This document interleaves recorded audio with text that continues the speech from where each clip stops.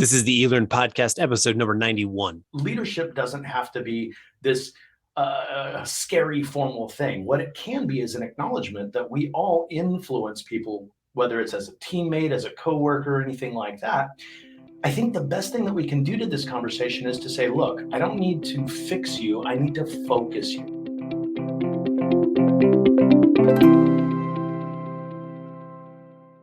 Welcome to the eLearn Podcast. My name's Laddick, and I'm your host from OpenLMS. My guest for today is Rick Lozano, who can be found at ricklozano.com. He's a leadership consultant, keynote speaker, and author of the book Acoustic Leadership, Develop a Leadership Culture that Resonates. He uses music as his primary mode of communicating and helping others to grow. In this musical conversation, Rick and I discuss why leadership development in the education and L&D space is important, because whether you have leader in your title or not, your learners will still see you in a leadership role.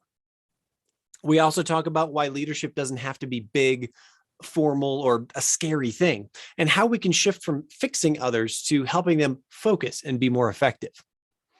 We also talk about how Rick proposes we all rewrite the rituals in our institutions and our lives to remove the muck, or the dinosaurs, and respond to the actual challenges of today. We also talk about the illusion of time scarcity and how we play into this every day by catering to distractions and misaligned expectations. We also talk about the reality of how we learn today and how this translates into learner expectations in both school and work. We also talk about the growing problem of false competency and the gap between concept versus application, as well as missing feedback loops that we have today. We also talk about how we can rewrite, integrate, focus, and flow, or riff, our way to better learning, and why we should all rethink performance review.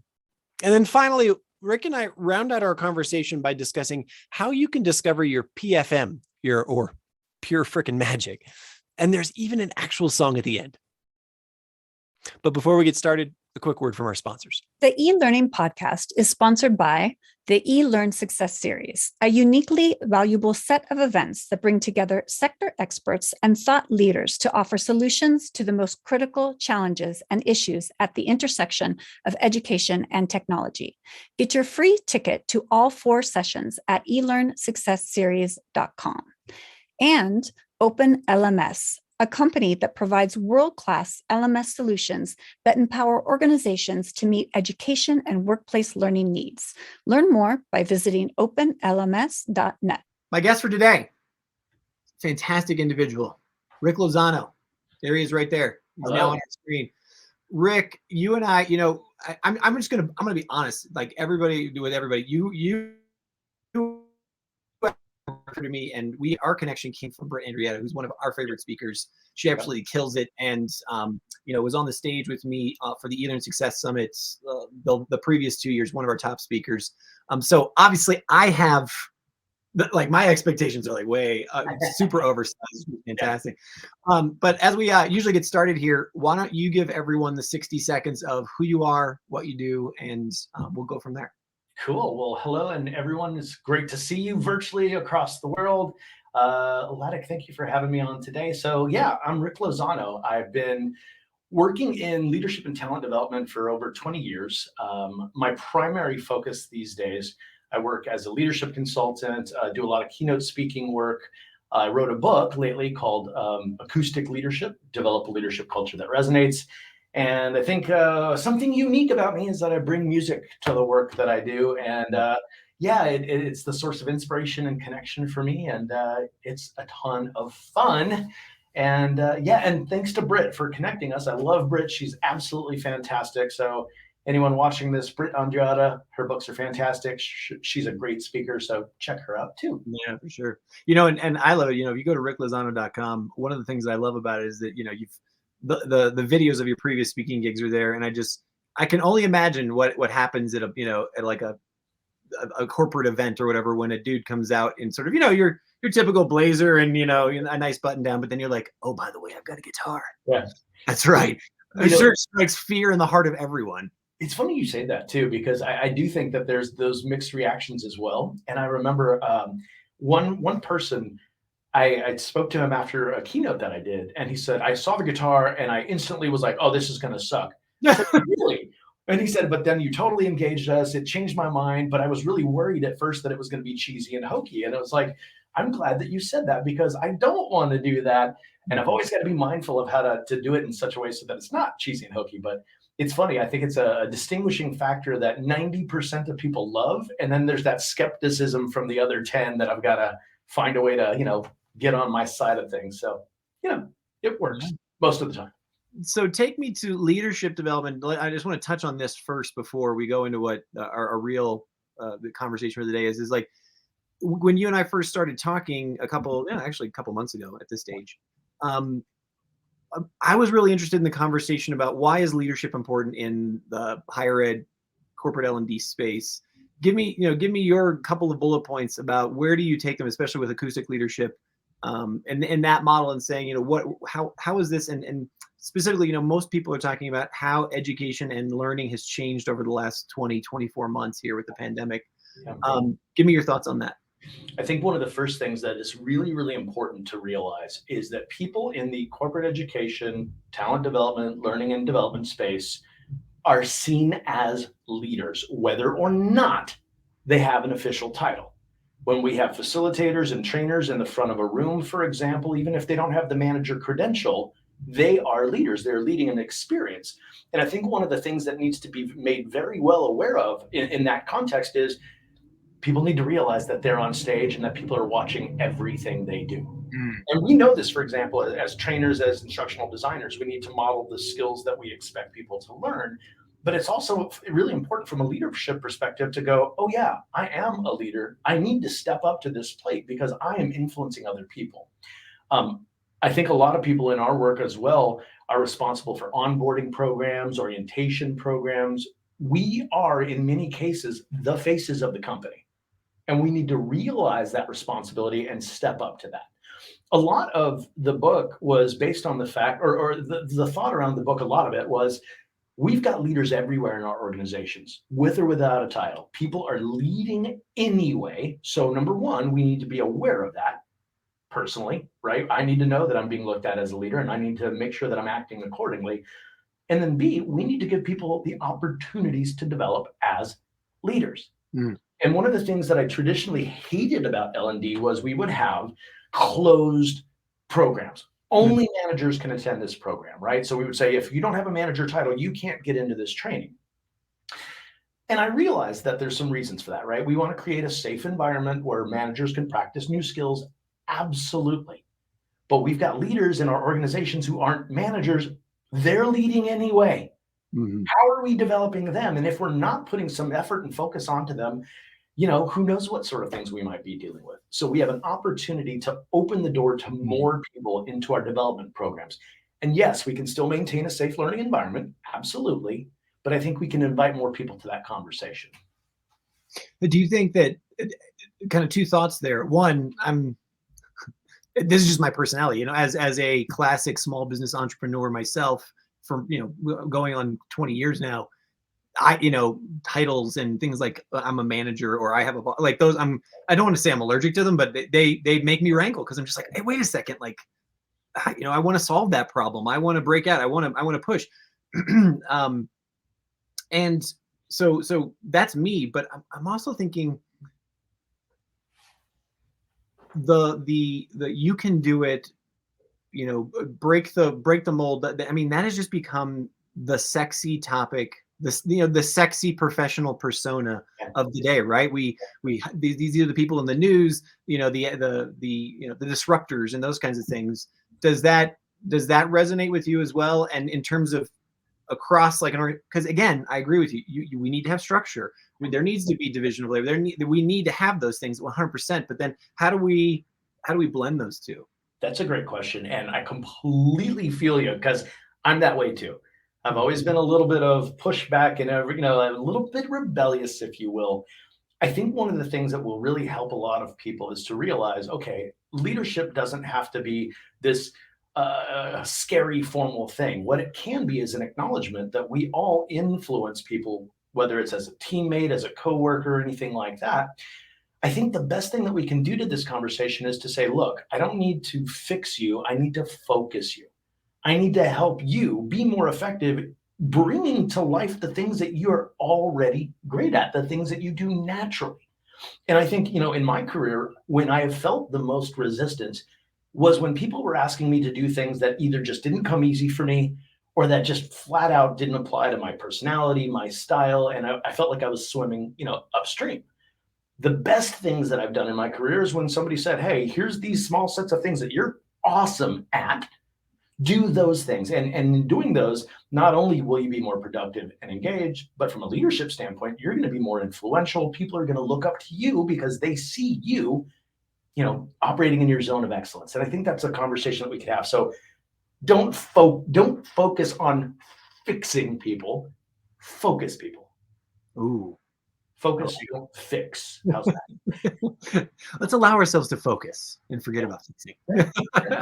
Awesome. I want to remind everybody, we're live right now with Rick.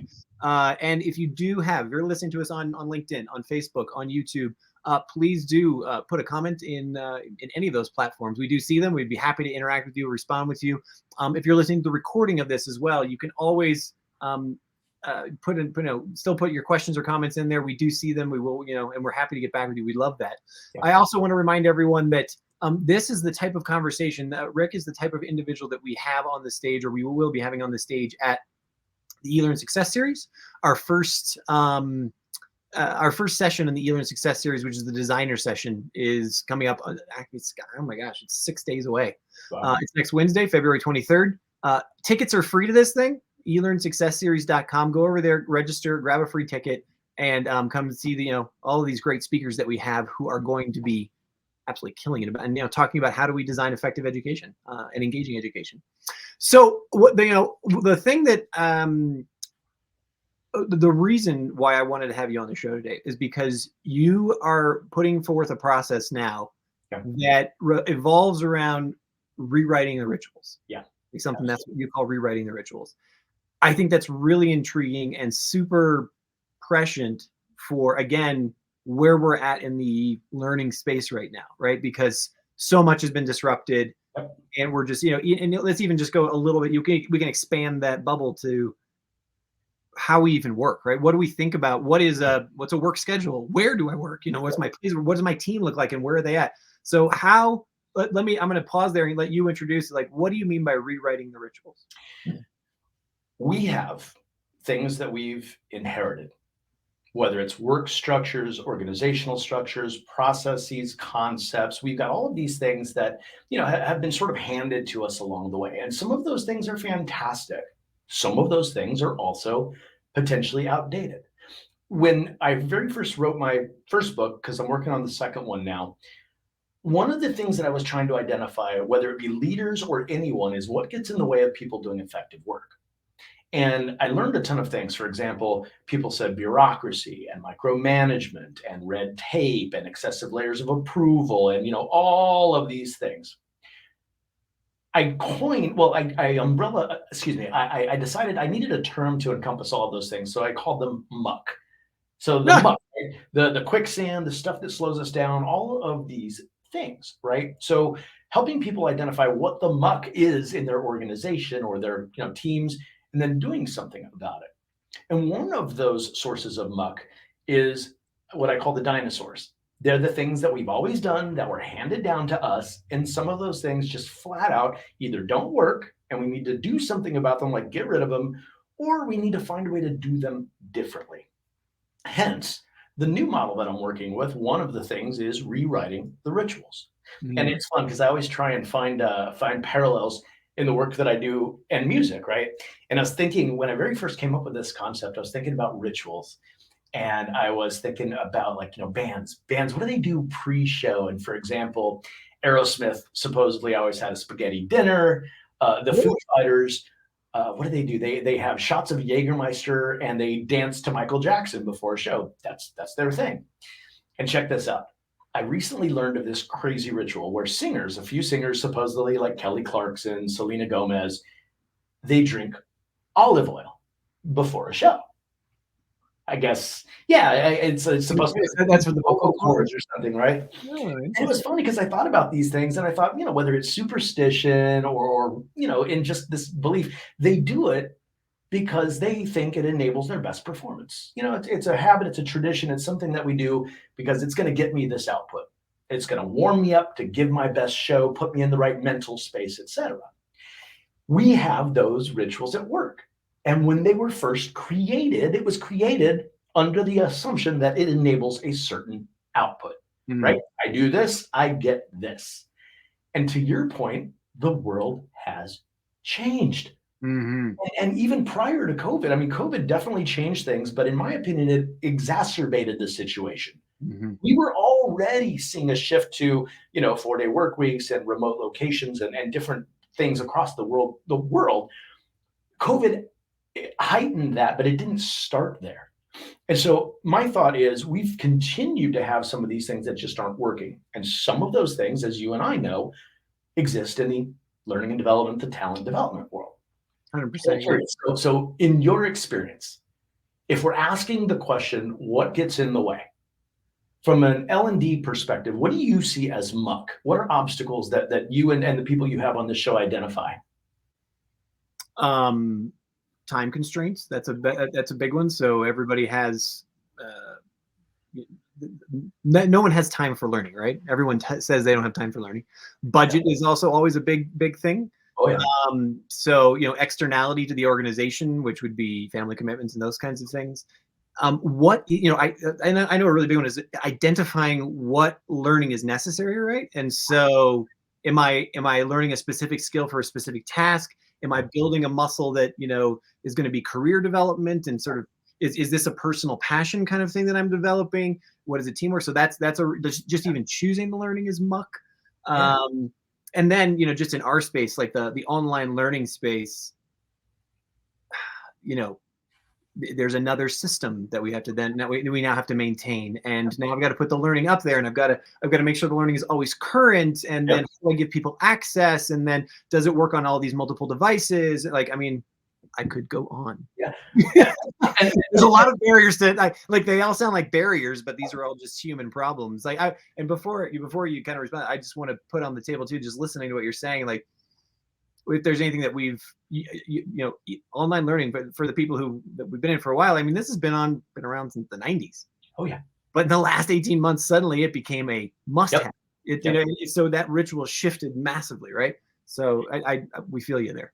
I'm with you. I was doing virtual training. It was by phone. It was all conference and internet with Cisco WebEx back in like the year 2001. So we've been doing this stuff for a long time. There was cave paintings then. I'm not sure. So let's look at some of the things that you mentioned there, because again, I think our challenge is to say, okay, what can we tweak? What simple changes can we make to help, identify those sources of muck and do something about it? Fully acknowledging that we can't solve for everything, right? Let's talk about the time aspect of things. One of the rituals that we have are the myths that we believe about how we use time, about what the best use of time is. And we're seeing that. We're seeing people rewriting those rituals already. They're saying, hey, are 40-hour work weeks really the best way to get work done? And maybe the answer is yes in some scenarios, but in many scenarios, people are learning that they're more productive by having more focused time rather than just, hey, you got to check the box and put in these many hours. I think one of the things that we need to do is rewrite the rituals of some of the myths that we believe. And okay, you and I know that in learning, there's tons of myths, like the learning style stuff. What do we have? The attention thing. Let's talk about that for a minute because it directly ties back to time.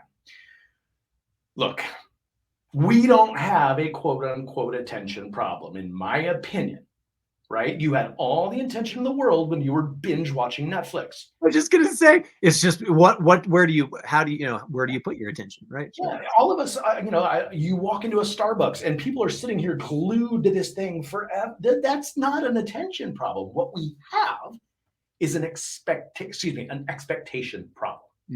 And this manifests itself in two different ways. So let's talk about that. We have created an expectation of availability. We've created this construct where we believe that we've got to be instantly available, instantly accessible via text, via email, via Slack, via TikTok, via chat, all of these things, right? And there's so much research out there that shows us that every single time we touch our phones or we shift our focus away, we're losing valuable time. And we're making it harder to get our actual important work done. From a leadership perspective, we talk about this in my book. We have set up this expectation sometimes where leaders say, we've got to be immediately responsive. Okay, look, that's great if you're a customer. If you're customer facing, I'm a customer. I love it when they respond immediately. But if I've got a team, especially today in this dispersed world across the world, you're working on something and then bing, boom, bing, you're getting all of these notifications. It's distracting. It's getting in the way of your focus. So this expectation of availability is one of those rituals that we have to rewrite. We've got to say, what is the right effective model for us? What is the best use of our time where I can be available and maybe at certain points, but not constantly distracted? I think the second part of this, and this, look, we've got an expectation of our time being valuable and us being entertained. People say all the time, oh, well, we've got attention gaps. Well, yeah, if something's boring, I'm not going to watch it because I have choices, right? From a learning perspective, we have this expectation of value. And if I'm taking myself away from my work, let's use salespeople, for example. Me coming to training is costing me money. Sure. This better darn well be a good use of my time. But from an entertainment standpoint, I think we've got to acknowledge that we're competing with things like Netflix, things like TikTok. We've got to up our production value. We've got to step up and be somehow more engaging, whether that's by using multiple tools in the Zoom environment like breakouts and Mentimeter and chat and stuff like that, or whether it's having practice skill-based sort of application sessions in in-person training, or whether it's just us being in front of people. And here's the absolute truth about it. If you're boring, people are going to tune out. And they've been doing that long before smartphones. I want to just say that, like, I believe it was, I'm trying to remember the guest that we had on it was either 2 or 3 days or whatever, but this is such a great point. And I love how my mind just exploded when we landed on it. It's like, look, I've been going to boring training sessions for 20 years. You know what I mean? And guess what? You used to go to a boring training session and rather than sort of clicking out of Zoom and like doing your email in the background, you just do something different, right? You'd bring work to do, you'd open your laptop or whatever, and that's been happening forever. Yeah. So I had some of the best sleep of my life in college. It was crazy because, again, I hate to say we expect to be entertained, and I don't think everyone's got to be this super, charismatic and high energy. I mean, I happen to be, but you can be engaging without having to do all the theatrics or circus acts, right? But we do have to ask ourselves, how are people consuming our product? And is it something that's worthy of their attention? They have it.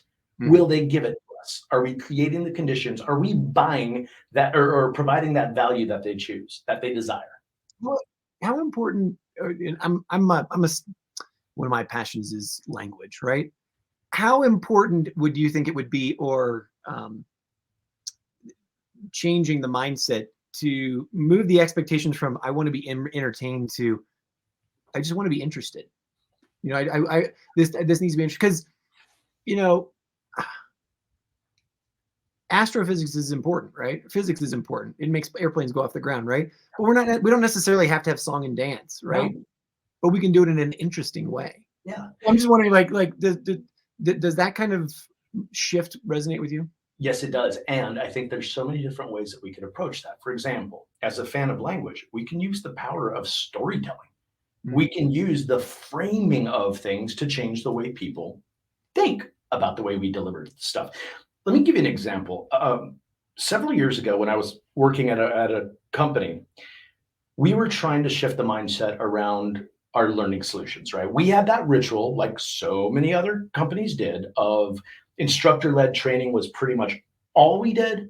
And then there was a smattering of e-learning from time to time, but we were in that place where that was the only modality that we used. And we had kind of a hard sell at the time. For whatever reason, when we were trying to go to more of a blended learning solution, people were a little bit resistant to it because that's the way we've always done it. Let's keep doing it that way. Mhm. And one of the things that really helped was telling this story. And I've got this great story that I use sometimes to illustrate this point. What does learning really look like now? Mm. Right? How do we actually, on the job, learn and apply skills in the moment? So here's a true story. So my wife and I, about 6 years ago, we had a pretty bad leak in one of our bathrooms. Apparently, there had been a water leak going on for weeks, and our kids didn't tell us. And next thing you know, we have this absolute devastation, and it's on the second floor. So the floor was ruined. It was a mess. We had a choice: pay thousands and thousands of dollars to a restoration company or do it ourselves. Okay. I, at this point in time, had no experience with this type of work. I am not a construction handy dandy kind of dude. I had no knowledge, no skills whatsoever. My wife and I said, well, what do you think? Do it yourself or hire somebody? I said, well, let's hire somebody. She said, let's do it ourselves. So we did it ourselves. Yes. Yeah. And so next thing you know, I got to put this into perspective. And Rick Lozano has a power saw cutting into walls with no skills, no knowledge, right? We made a fantastic transformation. Right? I had zero knowledge, zero skills, but my wife and I were able to convert this bathroom into a brand new sort of, bathroom. How did we do it?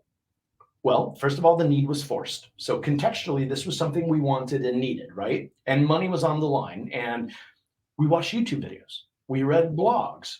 We sort of, educated ourselves by consuming things on demand when we needed it and during the point of need. For example, when I accidentally shocked myself and suddenly realized this might be a problem.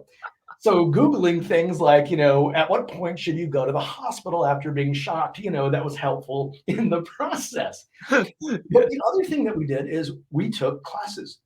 We went to Home Depot and we learned how to tile at Home Depot. I had practice. I borrowed a friend of mine's tools and I went to my garage and I said, okay, how do I do this stuff? So practice, on-demand resources, cheat sheets, videos, all of those things, the IKEA instructions for how to put together this crazy little cabinet, right? The other thing that we had was a feedback loop. Angela, my wife, was there and she had perspective on things that I didn't. And when she saw things that might need to be addressed, she would tell me in real time. So I would give this example to people. And what does learning look like these days? It looks like that. It looks like this holistic solution where I'm using what I need when I need it at point of need in the way that I want to consume it. So to me, that's what our modern learning solutions should look like. It should at least try to attempt to be a little bit more sort of blended, more holistic and stuff like that. And it was funny because when I told that story in that sort of manner, everyone sort of said, that's totally the way that I do things too. What do you do when you have a question? You Google it. So how do we incorporate all of those different components into the programs that we're developing to help people? So that's one concept on that. So I love that. So let me ask you this, and I'm interested to hear your answer on it. Is that one of the things I struggle with? Because what you've just described is everyone's experience, right? I love telling, I go to a dinner party and I say, hey, I'm in the online learning space, and the people are like, oh, what does that mean? I'm like, well, online learning has this broad definition. It's everything like from I know how to do something in a Google spreadsheet, and so what's the first thing you do? You go Google how to do that, and that's how you do a pivot table, right? Two, if I want to learn how to fly an airplane, there's an awful lot of training involved, right? So my question to you is, we have this universe of professional life, especially if I'm thinking about where do I put myself in higher education, how do I continue as a lifelong learner, et cetera, of moving towards expertise. What expert are you going to be? Because very, very few people, except for me, went to college or go to school and say, hey, look, I'm just going to always be a jack of all trades, right? Yeah. So is the rule for today that expertise just equals efficiency, right? Because I'll give you the other story that I've always heard tell was, there's the room that has the giant, sorting machine and this giant piece of equipment. It's, this is a just-in-time operation, everything, and one day the machine shuts down and the boss is crazy and oh my God, we had to fix this because we're losing millions of dollars every minute. What's going on? And so they call the repairman, and the repairman comes and he said, he looks around and kind of hems and haws and this and that, and takes out a screwdriver finally after about an hour, and goes and adjusts something, and boom, everything's working again. Yep. And then the guy, he's like, or he hands him his bill, and he kind of walks away. And he's like, wait a second. Yep. He's like, this bill's for $10,000.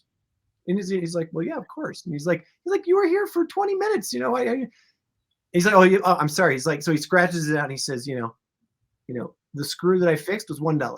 Knowing what screw to fix, $9,999, right? Mm-hmm. I love that one. Like, so put that in perspective for me. Oh man, there's so many different ways we could go with this. Let's think of a few. So I've got a technology background. I spent most of the last decade working in tech. And you talk about expertise. Sometimes the best expertise is knowing what questions to ask, not necessarily being the expert at the thing itself. But one of the things that you hear from IT people all the time, they ask questions like, have you restarted your computer? And 8 times out of 10, that solves the problem. What's that expertise worth? Well, it fixed your problem. So obviously this guy's worth his salt, or this lady's worth her salt. They're doing the right thing. I think one of the challenges is, and I'm going to take this in a slightly different direction because I think it's relevant to where we're going here.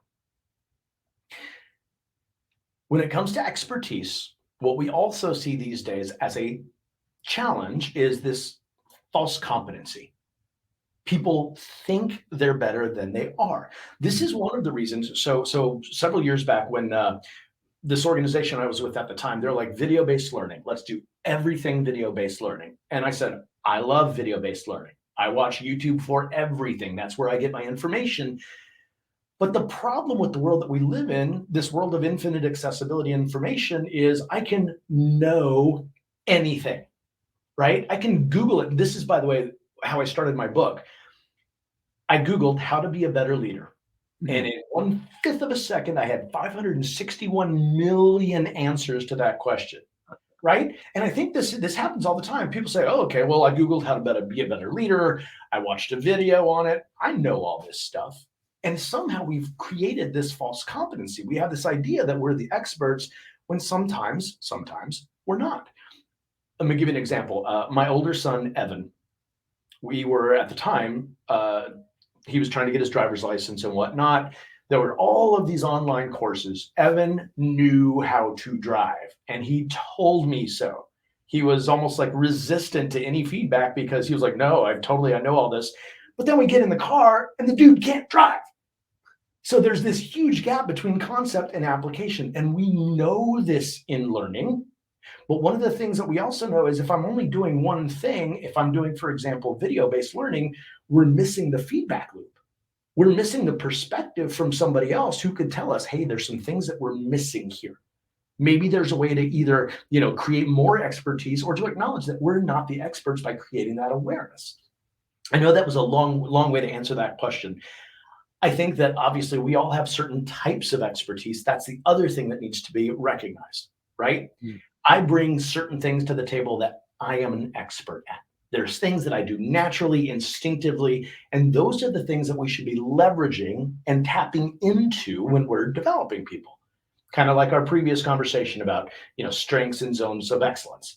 Let's work within people's expertise. Let's also acknowledge that this mass consumption of information sometimes leads to false competency or false expertise. And let's also remind ourselves that one of the most important parts of learning is that practice and that feedback loop. So when people say, hey, let's rush all to e-learning or let's rush all to video-based learning, cool, let's make it part of the package. But kind of like our previous conversation with the house remodeling stuff, we've got to have that component there too. Fantastic. I want to remind everyone, I'm live right now with Rick here on Facebook, on LinkedIn, and on YouTube. If you do have a comment for us or you have an observation or a question, I'd really love to hear, how do you reinvent rituals? Anybody, if you're listening to the recording, put a comment in the chat anyway, because we do read them and we will happy to respond to you and connect with you and talk about those topics as well.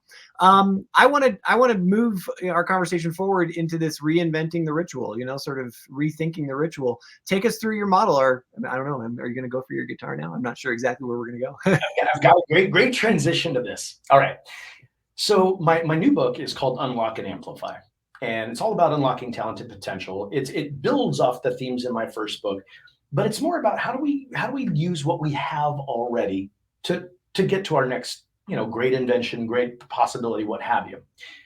the model that I'm using, and musically, again, I rely on this as sort of a filter and a lens for me because that's where I get my best connections. And music, by the way, I love using it in my work because music is the language of us all. It's this connection point, right? It has this way of bringing people in. Mm-hmm. What I also know as a songwriter, as a musician, is sometimes all you need is a solid foundation. And musically speaking, sometimes that's just a good riff. Maybe like two simple chords. If you think about, for example, Should I Stay or Should I Go by The Clash. Two simple da da da da da da da da. Two simple chords like that. So I decided let's focus on that foundation, that riff. And the riff stands for rewrite, integrate, focus, and flow. So those are the 4 buckets in the model. And the rewrite the ritual is where I spend a lot of time. We talked about the muck earlier. And one of the things that you and I both know is that sometimes we don't have a choice. Sometimes we have to do certain things. So if we don't have the option of getting rid of it, let's at least make small little modifications to rewrite that ritual so that it enables the output it's supposed to enable. Okay? Let me give you an example. The muckiest of muck, the thing that everyone loves to hate, performance reviews. Ooh. That's the reaction we get from everybody. Okay. Let's put this. The funny part about performance reviews too is nobody likes them. I was an evaluator for a long time. Nobody likes doing them, and nobody likes being the manager who has to do them, right? Like that. Neither side likes them. It sucks for everybody. Yeah. I mean, it totally does. So here's some. So I've got very strong feelings, but let's get rid of the feelings for a second and focus on data. Okay. It was this one study that I found incredibly insightful. They interviewed thousands of people. Okay. And I'll give you the source here in a minute. What they found, 93% of the thousands of people in this one survey do some sort of performance review. Okay. Out of those thousands of people, only 49%, less than half, said that their performance reviews accurately appraised, guess what? Performance. More than half of the people said it didn't work. And by the way, this survey came from SHRM, the Society for Human Resource Management. The people, the department who usually owns this function, is saying that it doesn't work. Interesting. Okay, there's also a bottom line here from a dollar standpoint. There was one estimate that said that a company with 5,000 people, when you factor in all the time and salary, the average company of 5,000 people is going to spend $1.5 million on a process that doesn't necessarily work. And by the way, I don't like to speak in absolutes. In some cases, people have success. And if that's the case, cool. But in many cases, we've got to rewrite this ritual because it's not working. Right. One other thought, and this one's the kicker for me. Gallup did another survey on this, and they found that only 14% of people after their performance review were inspired to perform better. But here was the kicker. Even people who got great performance reviews weren't happy with them. Now, why would that be, right? So it's like, wait a minute, you got a great review. Why are you angry? Well, usually the answer is because it was tied to pay. And so they're like, hey, you just gave me this great review, and now I'm not getting squat for a raise. Of course, I'm going to be angry. Okay. That's a lot of, I get really passionate about this, but I love it. Look, here's the thing. We've got an opportunity to rewrite this ritual to make it more effective. Let me give you an example of somebody who's doing just that. Okay. There's this organization that I work with. They're called CodeUp. CodeUp is a small company, and what they do is help, develop coding skills so that people can develop careers in technology. What CodeUp has done is they've realized, man, there's so much baggage with performance reviews. How can we rewrite this ritual to make it work? Okay, well, let's start with the question, what's the point? The point is to help people perform better, hopefully to grow, to be successful in their organization. So they changed the name. They changed the name to GPS, which stands for Grow, Perform, and Succeed. So they did several things that were key to making this a successful project. In addition to sort of changing the mindset about it, and to you're a fan of language, changing the name around it. They made it less formal, more frequent. And what they did in their assessments, they streamlined it, made it really simple. So rather than that whole, write 10 pages of your self-evaluation junk, which Yeah, that was always an interesting exercise. They focused on one question. And the question is, what makes your job hard? That's it. That's it. So I sit down, I do my GPS, I come up with this answer of, okay, what makes my job hard? I bring that into my GPS, my performance review, and we focus on that. Shouldn't all performance reviews focus on that rather than it being punitive, rather than it being tied to pay? And oh, by the way, that's the other thing they did. They got rid of the rating system altogether. So there wasn't that fear of that. So to me, that was a really great example of rewriting the ritual with something that most companies have to do some form of, but they made it simple, they made it accessible, and it was all focused on helping people do better work by eliminating the muck. How, and I'm interested in since you've worked with CodeUp, how much has this process become a part of their culture, right? Because if you remove that performance review thing, that expectation, and you have this other process, this other ritual that does that blend into, hey, this is what it means to be a part of the CodeUp family, the CodeUp team, whatever. Is there a real tangible feeling there?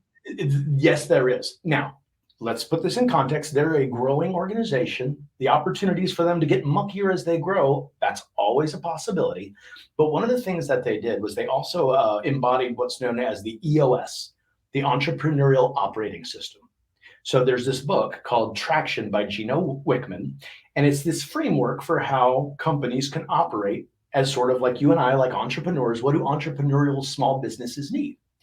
And what they have in this these EOS, the Entrepreneurial Operating System, are some very simple tools, such as IDS. IDS stands for Identify, Discuss, Solve. And during every meeting, you have an IDS around one thing. You identify, you discuss, solve. Another thing that they have is simple plus and minus, sort of, did we accomplish our goal? It's either a plus, a minus, or a plus minus, which is the one you don't want because then there's a little bit of ambiguity. Now, I say all that to say they incorporate these principles out of a need for simplicity. The GPS, in conjunction with that, mirrors that sort of value, that value for simplicity, for doing the work in the simplest, most effective ways. So again, rather than this elaborate performance review, you've got a simple question. What makes work hard? You solve for that. And it really does sort of bookend that entire sort of model that they've adopted. It's part of their culture. So take me to the next place. Like, what do we do in order to start this rewriting process, or do you want to go to the integration process? We talked about rewriting. Like, do we want to talk about integration and focus, or I'm not sure what's your next move? So we can integrate simple questions, right? One of those questions is, what is the need? And when I use that term, the need, it's an acronym. It's negotiate, eliminate, automate, delegate. So in our process, let's ask the question, what can be negotiated? Kind of like CodeUp in their performance reviews. What can be eliminated? Like, what can we just get rid of? And you'd be amazed at how much there's really simple things that you can just say, we do this. Let's just stop. There's power in that. What can be automated? Of course, in the technology world, that's becoming simpler and simpler. The trick with automation is to not give up that time and devote it to something else that's also muck. And then finally, what can be delegated? And when I think about delegation, a lot of people say, okay, well, that means pushing your work off on somebody else. It's not the way I think of it. When I think about delegation, I think of what can I give somebody to enable them to do better work, right? How do I rewrite the ritual? By giving them something. And the simplest thing we can give anybody is trust. I'll get out of the way. I'm going to tell you sort of what the guardrails are. I'm going to define the parameters, and I'm going to get out of the way. So need, negotiate, eliminate, automate, delegate. We can implement that simple framework into our process to help rewrite the ritual. Does that make sense? Absolutely, 100%. Yeah. And so now take me to the 2 Fs. I know we're coming up on our time here. We're already 45 minutes in this conversation. It's amazing how quickly it goes, and I don't miss your song. So I'm trying. We'll get to that. How do I get to your music? All right. Well, we'll that's actually a great transition. Okay. The focus and the flow parts, right? We've talked about a little bit of this, right? Let's rewrite that expectation of availability so that I'm actually focusing on the things that provide value. Let's also rewrite sort of the norms around what we consider value and not. let's also simplify, simplify, simplify. One of the things that I hear everywhere, people say this all the time, we're being asked to do more with less. You hear it everywhere. People say we're being asked to do more with less. And very often when people are asked to do more with less, what they try to do to make up for that is they go, okay, we got to double down. We got to put in more hours. We've got to work harder, people. And you know what? That may work short term, but long term, that's not sustainable. That's a horrible solution. The way that we do more with less, and it's so funny because it's so simple, is do less. Do less. The way that you get more done in a 4-day work week is by getting rid of all of this muck and doing less work. And in my first book, I've got several examples of companies who are doing just that. They're saying, hey, we're being asked to do more with less. Let's look at what we're doing and eliminate some of these things altogether. And let's put our attention where it actually matters, and let's depend on everyone so that we focus on the right things. Okay, so there's some thoughts on that. And there's going to be a lot more in the book. But the last part is flow. And flow to me is the fun part because it speaks to that need for us to operate in that area where we're just great, right? One of the stories that I tell in the book, because it's really fun for me and it opened up a lot of doors, I tell the story of PFM. And I'll tell you what PFM means here in a minute. The short version of this story is this. I had a leader who changed my life. Totally changed my life, totally changed my career. Didn't even know they were doing it at the time, but they had that impact on me. And this leader, his name is Larry. Larry knew this whole concept of focusing people rather than trying to fix people. And he gave me a favor. He gave me an opportunity. He said, Rick, you're great at 3 things. I was like, really? That's it? He said, yes, 3 things. That's it. You're a great speaker. You're a great facilitator. You're a great musician. Do those 3 things. I said, I have no idea what you're talking about. He said, I'm telling you, bring your guitar to work. And I'm like, okay, how do I make that good? What does that look like on my performance review, right? And in the conversation, he says, PFM, man, PFM. It's like, what's PFM? He says, pure freaking magic. Yeah. Pure freaking magic. Yeah. Fast forward to my career being totally changed because I started doing those 3 things. Now, those weren't the only things I did because, I got to do some back end stuff too. But I started using music as a tool, as a lens, as both a lens and a filter. And what I mean by that is when I look at the world through the lens of a musician, I find connections that I otherwise wouldn't. Acoustic Leadership, the name of the book, is coming from music. The riff, the model that I'm now working with, comes from music, and things just sort of make sense. And the other reason there's power there is because, like we said, there's an emotional connection with people. So he gave me this idea of PFM and said, do it. And it was so funny because when I started thinking like a musician, everything changed. And yes, here's where we have the transition to the guitar. I started bringing my guitar to work, and it was just so much fun for me. One of the things that I do naturally and easy is I write songs. And some of them are good and some of them are not. But I had so much fun. And this one, by the way, this one just popped out. And it was, it's one of those songs that suddenly I wrote and it was just like, wow, I love that feeling when it just comes out. And it has to do with our favorite subject, performance reviews.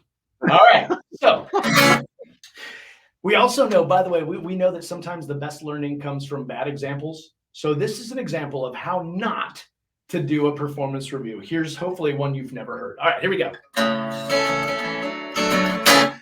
Writing your performance review. It says more about me than you. It's morally defeating and often misleading, but this is the best we can do. So here we go. I haven't said this all year, but now you're about to hear about that thing last November that you don't remember. That's not how we do things round here, just so we're clear. Now between you and me, this year everyone's rated a 3. Successful. And the budget is tight, and that team building night really cost us. Top golf ain't free. No, it's not. But I want you to know that I value your contributions to this organization. You are creating synergies with our stakeholders and optimizing efficiencies. You're knocking it out of the park. I love you, man.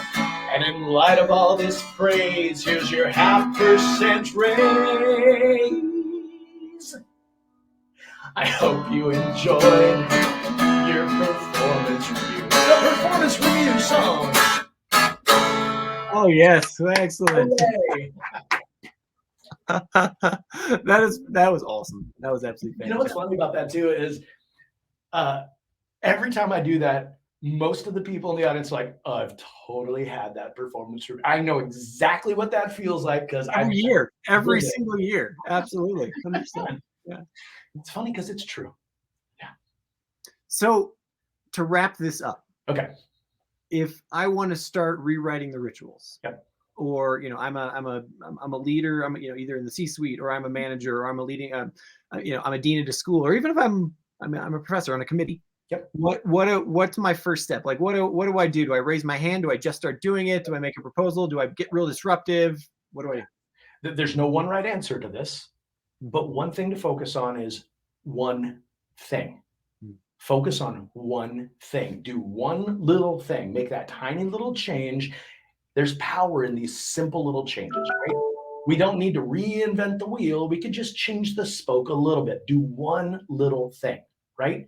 Microsoft Japan, check this out. One little thing that they did. So they went to a 4-day work week.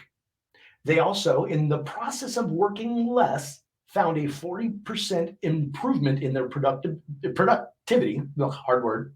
They were more productive working fewer days. And one simple thing that they did to rewrite the ritual was they changed their meeting length.